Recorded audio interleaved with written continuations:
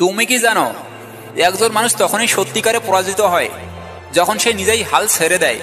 কিন্তু আমি তোমাকে একটা সত্যি কথা বলি, এই পৃথিবীতে কেউ তোমার জন্য অপেক্ষা করে থাকবে না। এই সমাজ তোমার দুঃখ কষ্ট বোঝার জন্য বসে নেই। তুমি যদি এখনই উঠে না দাঁড়াও, তাহলে এই পৃথিবী তোমাকে ভুলে যাবে। এখন তুমি হয়তো ক্লান্ত, হয়তো মনে হচ্ছে সব শেষ, কিন্তু আমি বলছি এটাই শুরু। তোমার জীবন যদি এখন কঠিন হয়, তাহলে বুঝে রাখো তুমি শক্তিশালী হয়ে উঠছো।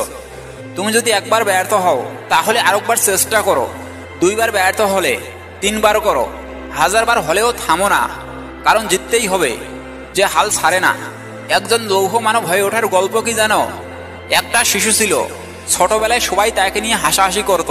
তার গায়ের রং, তার উচ্চতা, তার কথা বলার ধরন সবকিছু নিয়ে বিদ্রোহ করা হতো।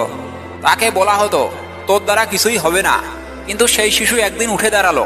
সে প্রতিদিন পরিশ্রম করলো, সে প্রতিদিন নিজেকে বদলানোর জন্য কাজ করলো। আর সে শুধু সফল নয়, সে এক জীবন্ত কিংবদন্তি। তুমি কি জানো এই গল্প কার? এই গল্পটা তোমার। হ্যাঁ, এই গল্প তুমি লিখতে পারো, কিন্তু তুমি কি প্রস্তুত? রাতারাতি সফল হওয়ার জন্য নয়, বরং প্রতিদিন একটু একটু করে নিজেকে বদলানোর জন্য। এই পৃথিবী তোমার স্বপ্নের পথে বাধা দেবে।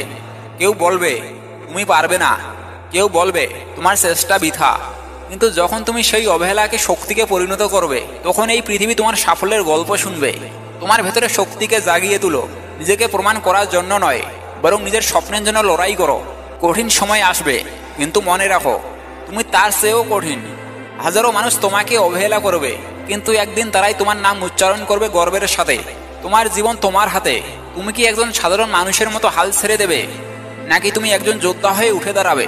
যদি তুমি সত্যিই নিজের স্বপ্নকে বাস্তবে রূপ দিতে চাও, তাহলে আজ থেকেই একটা ছোট্ট পদক্ষেপ নাও। নিজেকে বদলাও, নিজেকে গড়ে তোলো। কমেন্টে লিখো আমি হাল ছাড়বো না। এই পৃথিবী তোমার নাম মনে রাখবে। শুধু তুমি হাল ছাড়ো না,